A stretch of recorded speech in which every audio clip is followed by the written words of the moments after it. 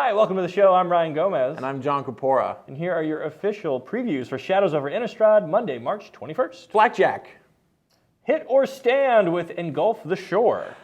It reminds me of Aether Spouts. Well, it reminds me more of Washout. Okay, well, whatever. The point is, this thing is great to use against an animated Gideon or a creature land, since blue can kind of struggle with those. Tokens also just get wrecked.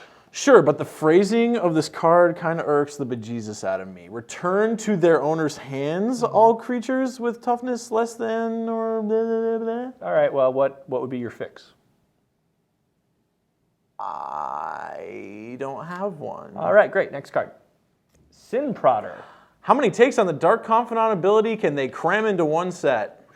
Man, it's not even Dark Confidant. Here's the thing. Your opponent sees you flip up Lightning Bolt, and now they get to take 1 damage instead of 3. That seems really bad. Yeah, there are few cases where you're going to get to do maximum damage with this guy. If anything, your opponent's just going to kind of let you draw lands, and that's not what a red deck wants to be doing. Well, I don't think they're going to let you draw the land off this card just because they can just mill it and you lose 0 life because it's still an extra card. Yeah, so yeah, sure. So I'm not convinced this card's great either, but I think there's a big red deck where this guy could work out. Maybe, you know, you got your Reality Smashers, you're building up to 5 mana, all your stuff's pretty expensive. Okay. Ultimately, though, I think you're right. This guy isn't going to be gouging opponents for big damage in an aggressive deck. Your opponent will likely be correct in forcing you to mill every single card you hit off it. And that is why Dark Confidant is a good card and not a bad card.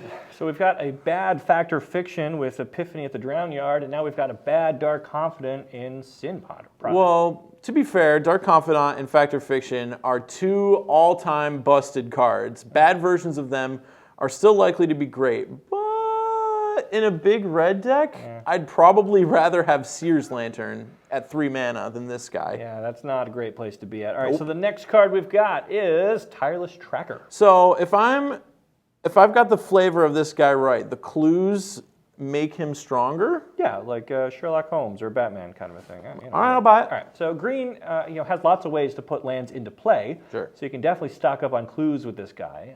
You can use some of that abundant mana to then cash those in, draw some extra cards, make him into a bigger body. It fits in line with what green already wants to do. You kind of get rewarded for playing along, and then you can also kind of shore up their major weakness by drawing some cards, that you're picking up with those repeat clues. So I like it. That all checks out. I'm so glad. All right, here's the last card of today. We've got Ulvenwald Mysteries. So does green just draw cards now? Well, green's always gotten to trade creatures for cards, and this isn't much different from Fecundity. Fecundity? Fecundity. Fecundity? This isn't much different from Fecundity.